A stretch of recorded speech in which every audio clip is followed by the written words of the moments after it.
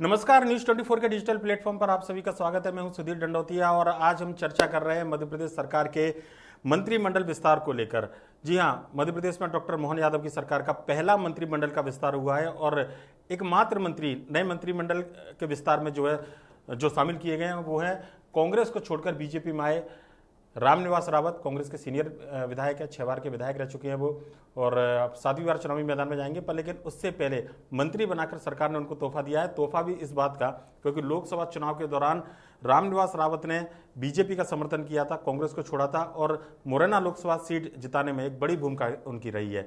जिस समय राहुल गांधी भिंड के अंदर चंबल की धरती पर कांग्रेस के लिए प्रचार कर रहे थे, ठीक उसी समय रामनिवास रावत ने कांग्रेस को झटका देते हुए बीजेपी का दामन थामा था और ये झटका कांग्रेस के लिए बड़ा तगड़ा झटका साबित हुआ। इसका असर न केवल मुरैना बल्कि ग्वालियर सीट पर भी पड़ा और यहाँ पर कहना होगा कि काफी कम अंतर से बीजेपी दोनों सीटें जीती या कांग्रेस दोनों सीटें हारी। उसका एक बड़ा कारण रामनिवास रावत थे। मेरे साथ मेरे सहयोगी सब्बीर मौजूद है। सब्बीर, इनाम मिला रामनिवास रावत को आखिरकार? बिल्कुल, आप आंकड़े का जिक्र कर रहे थे कि कितने कम अंतर से आ रहे। 4,62,000 नीटू सिकरवार को वोट मिले थे और शिव मंगल सिंह तोमर को 5,15,000। अंदाजा लगा लीजिए कितने कम, करीब 50-55 हजार के करीब। हाँ, 50-55 के करीब। और पूरी ये 50,000 की लीड अकेले बीजेपी को किसने दिलाई? श्योपुर जिले ने। और दोनों जगह पर कांग्रेस के विधायक थे, चाहे श्योपुर की बात करूं मैं प्रॉपर बाबू सिंह चंडेल या फिर उसके पड़ोस वाली सीट की बात करूं विजयपुर की। और बताया जाता है कि सबलगढ़ में भी काफी प्रभाव है क्योंकि वो रावत बहुल इलाका है। और ये बिल्कुल तय है कि रामनिवास रावत बीजेपी में गए और उसी के कारण बीजेपी ये सीट जीती। और उसी के चलते आप ये देख सकते हैं आप कि चुनाव भले से ही होंगे 6 महीने के अंदर, क्योंकि अब खबरें आ गई कि इस्तीफा दे दिया, लेकिन उनको जो उन्होंने पार्टी बदलने का फैसला लिया, इसी के कारण उनको आज फल मिल गया है। और मंत्री पद की भी शपथ ले ली, पहले राज्य मंत्री की ली थी, फिर कैबिनेट की मंत्री की। एक बड़ा रोचक वाक्य है ये, मतलब कहना होगा कि इतिहास में हमेशा याद रखा जाएगा कि एक ही दिन में एक मंत्री ने 2 शपथ ली। 2 चीज याद रखी जाएगी आज के दिन, एक पहले राज्य मंत्री वाली और एक मंत्री ने 2 बार शपथ ली, और दूसरी ये कि इस्तीफा, भले ही ये खबरें आ रही है कि इस्तीफा उन्होंने मंत्री बनने के पहले ही दे दिया था, ये खबरें आ रही है सुधीर साहब, लेकिन जब हमारी बातचीत हुई थी न्यूज 24 मध्य प्रदेश छत्तीसगढ़ की, मेरा पहला सवाल ही उनसे ये था, इस्तीफा कब देंगे? मंत्री बन गए तो बोलता दे दूंगा, जल्द दे दूंगा। इस्तीफे की बात वो स्वीकार नहीं रहते, लेकिन अब खबरें निकल कर आ रही कि वो इस्तीफा सचिवालय को मिल गया, पहले ही दे चुके थे। तो यानी ये एक चीज है, अगर उनकी बात को यकीन करें रामनिवास रावत की, तो आज दूसरा इंसिडेंट ये हुआ जो इतिहास में लिखा जाएगा कि कांग्रेस के विधायक ने बीजेपी सरकार में मंत्री पद की शपथ ले ली। हालांकि वो इस्तीफा है वो बैकडेट में दिया उन्होंने, जो बातें सामने निकल कर आई है ये तो अब विधानसभा सचिवालय रामनिवास रावत के बीच की बात है, पर लेकिन जो पब्लिक डोमेन में वो 2 शपथ की बात है। बड़ा इंटरेस्टिंग किस्सा, बिल्कुल 2 वीडियो वायरल हो रहे हैं। एक तो बड़ा तामझाम से बढ़िया हुआ था, मंच से सब कुछ हुआ, फिर राज्य मंत्री का आया कि राज्य मंत्री बने, फिर कुछ देर बाद एक और वीडियो सामने आया उनका कि वो हॉल के अंदर शपथ ले रहे थे, तो उसमें फिर कैबिनेट का जिक्र आया। जब उनसे पूछा गया ये क्या हुआ तो बोलते त्रुटिवश हो गया। तो इसके अंदर 2-3 चीजें भी निकल के आ रही, शायद से कि राज्य मंत्री पहले दे दिया होगा तो उन्होंने नाराजगी व्यक्त करी होगी, तो फिर पर मुझे लगता नहीं सबीर के राज्य मंत्री देंगे, क्योंकि रामनिवास रावत का सीनियर नेता है और मंत्री रह चुके हैं वो पहले, आज से 25 साल पहले वो मंत्री रहे हैं। हाँ, तो मतलब मुझे लगता नहीं कि दिग्विजय सिंह शासनकाल में मंत्री रहे, मुख्य सचेतक रहे हैं कांग्रेस में, लोकसभा का चुनाव वो लड़ चुके हैं, कांग्रेस के प्रदेश के कार्यकारी अध्यक्ष वो रह चुके हैं। तो इतने सीनियर नेता को राज्य मंत्री बनाए, ये मुझे लगता नहीं था। त्रुटि हो सकती है पर लेकिन जो भी कारण था, कागज के अंदर त्रुटि थी या जवान फिसली थी, वो जो भी कारण रहा हो, पर लेकिन आखिरकार प्रदेश सरकार में मंत्री बन गए हैं, वो त्रुटि सुधार ली गई है। लेकिन हाँ, बिल्कुल त्रुटि सुधार ली गई। एक और इंसिडेंट इस पूरे घटनाक्रम में जो कहा जा रहा था कि 25 तारीख को जब अमित शाह मुरैना आए तो उसी दिन वो शपथ ले लेते वो बीजेपी की, और पूरी तैयारियां हो गई थी, लेकिन राहुल गांधी ने उनको मनाया था। मोदी जी आए थे, माफ कीजिएगा, मोदी जी आए थे, और उस दिन राहुल गांधी ने उनको मनाने के प्रयास करा था और माना गया कि राहुल गांधी से ये मान भी गए थे, 5 दिन तक के सब कुछ तय हो गया था कि नहीं जाएंगे, लेकिन सब कुछ ये हुआ कि बीजेपी के अंदर खाने की खबर ये है कि, और कांग्रेस के जो मेरे सोर्सेज बताते हैं कि उसके अंदर ये हुआ कि ये चाहते थे कि बीजेपी के टॉप लीडरों से मेरी बातचीत करवाई जाए, और उस 25 तारीख के आसपास बात नहीं करवा पाई, इसलिए वो टल गया था उनका। लेकिन फिर बाद में बात नहीं, पर कांग्रेस से मूवमेंट ऐसे नहीं हुआ, क्योंकि हमने देखा था कि रामनिवास रावत का भी सीनियर नेता 2018 में जब वो चुनाव हारे, कांग्रेस की सरकार आई, कांग्रेस की एक बड़ी गलती ये रही कि अपने उन नेताओं को दरकिनार कर दिया सरकार में रहते हुए जिन्होंने मध्य प्रदेश के अंदर कांग्रेस के जो पहचान माने जाते थे, 15 साल जिन्होंने संघर्ष करा, चाहे अजय सिंह की बात करें या फिर रामनिवास रावत, दोनों चुनाव हार गए थे, ये दोनों चुनाव हार गए थे। लेकिन जो हारे वो साइडलाइन हो गए। और उस समय क्या हुआ था हम सबको पता है कि जो दूसरी तीसरी बार के जितने भी विधायक थे सब नए नए नए नए बन गए, और वो किसके कारण हुआ था हम भी पता है। और सरकार जब बदली थी तो कांग्रेस ही ज्यादा खुश थे उस समय। हाँ कि काम ही नहीं हो रहे थे, वो खुद कहते हैं कि काम ही नहीं हो रहा, इससे अच्छा था हम बीजेपी में फायदा।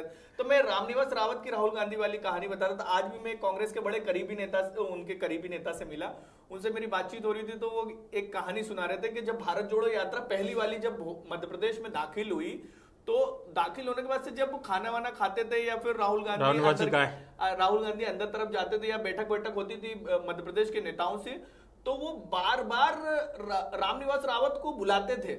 रामनिवास, तो वो नेता सब वहां पर उनको कहते थे कि यार पीसीसी चीफ को नहीं बुला रहे, नेता प्रतिपक्ष को नहीं बुला रहे, दिग्विजय सिंह को नहीं बुला रहे, आपसे इतना प्रेम क्या है एकदम। और वो नेता गए तो उनको खुद लगा कि राहुल गांधी से, जिसको सीधा राहुल गांधी एक तरीके से ये कह सकते हैं कि उनको प्रेम करते थे। तो उसकी वजह ये थी कि माधवराव सिंधिया, ये बताया जाता है कि माधवराव सिंधिया जब राहुल गांधी या फिर गांधी परिवार के साथ जाते तो रामनिवास रावत भी उनके कट्टर रामनिवास रावत सिंधिया परिवार के सबसे करीबी नेताओं में शुमार थे, और जब सिंधिया जी छोड़ के गए तो उस समय वो कांग्रेस में बने रहे।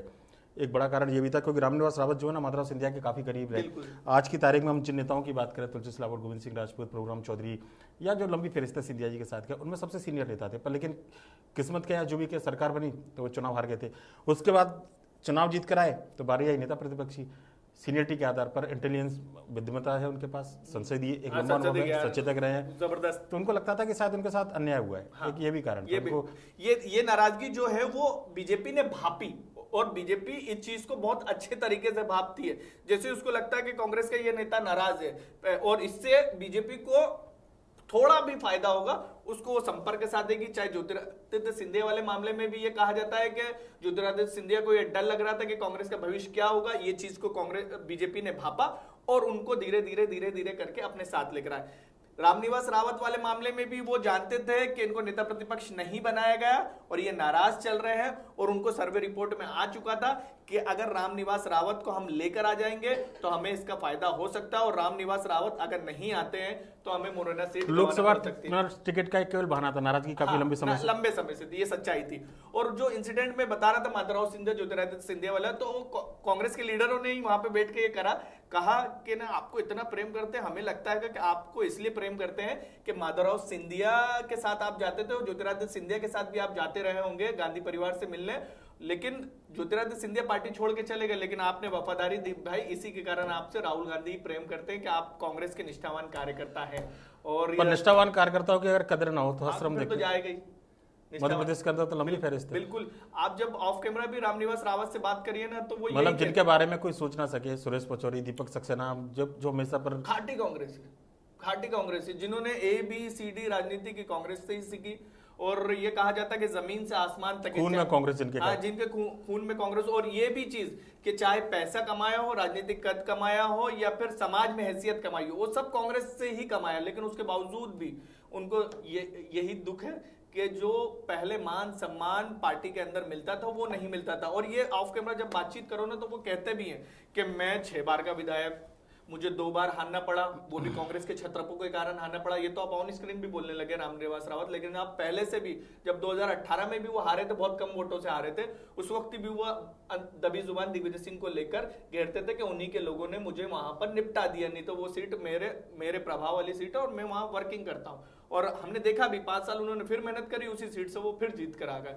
तो ये तमाम चीजें हैं कि कांग्रेस के इंटरनल पॉलिटिक्स से एक दूसरे को, ये कहते हैं ना निपटा निपटू का खेल है, वो कब बंद होगा पता नहीं। निपटा निपटू का खेल तो है सबीर, पर अगर बात करें तो बाकी का क्या होगा? कमलेश शाह, निर्मला सप्रे लाइन में लगे। देखिए, मेरे को लगता है कमलेश शाह को कुछ मिल सकता है निगम मंडल के अंदर, कैबिनेट मंत्री का दर्जा मिल सकता है। निर्मला सप्रे को लेकर मुझे नहीं लगता। निर्मला सप्रे को लेकर ये लगता है मुझे कि निर्मला सप्रे जानती है कि वो सीट बीजेपी भले से वो जीत गई थी 2023 के विधानसभा चुनाव में, तो महेश राय के खिलाफ नाराजगी ज्यादा है। हाँ, बिल्कुल, वो वहां पे बीजेपी के लोकल उम्मीदवार, लंबे समय से बीजेपी के काफी सीट है। बिल्कुल, हाँ, वो बीजेपी के गढ़ वाली सीट है। वो जानती थी कि ये अभी तो जीत गई हूं मैं, लेकिन भविष्य में मैं यहाँ से जीतना बड़ा मुश्किल रहेगा, क्योंकि तो अब बीजेपी में कांग्रेस सेफ की फ्यूचर है सरकार उनका। भी नहीं बनी, इसलिए वो सेफ फ्यूचर है, तो वो विधायक बन के ही खुश हैं, क्योंकि पहली बार के विधायक हैं। कमलेश शाह तो 3-4 बार के विधायक हैं, और उस इलाके 2 में बार, उनका तीसरी बार होल्ड है। चुनाव में ही मैदान में। हाँ, उस इलाके में उनका होल्ड भी है, वो राजा भी है, वहाँ के आदिवासी भी हैं, और बीजेपी को उस इलाके में आदिवासी लीडर भी चाहिए है। तो ये तमाम चीजें उनको कुछ ना कुछ सम्मानजनक मिलेगा। और कमलेश शाह ने भी बकायदा, जैसे रामनिवास रावत ने वहां पर लीड दिलाई,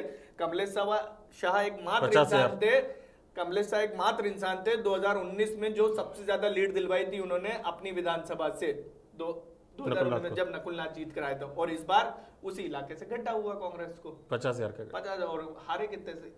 चलो, मंत्री तो बन गया रामनिवास रावत। मध्य प्रदेश के अंदर बड़ा दिलचस्प वाकया रहा है बिल्कुल, और राजनीतिक घटनाक्रम मध्य प्रदेश में कहा जाए कि दल बदल के बाद में सरकार में कई सारे फेरबदल और नए चेहरों की आमद की लगातार मध्य प्रदेश में पिछले कई सालों से चलता आ रहा है। और एक बड़ा चेहरा रामनिवास रावत आज सरकार में शामिल हुए हैं। विभाग कौन सा मिलेगा ये भी जल्द ऐलान हो जाएगा, पर लेकिन कहना होगा कि कांग्रेस शायद अपने सीनियर नेताओं को संभाल कर नहीं रख पाई है, उसका खामियाजा कांग्रेस को भुगतना पड़ा है। रामनिवास रावत ने जो बीजेपी को फायदा दिलाया, उसका आखिरकार उनको लाभ मिला है, और इनाम के तौर पर प्रदेश सरकार में मंत्री बनाए गए हैं। नमस्कार।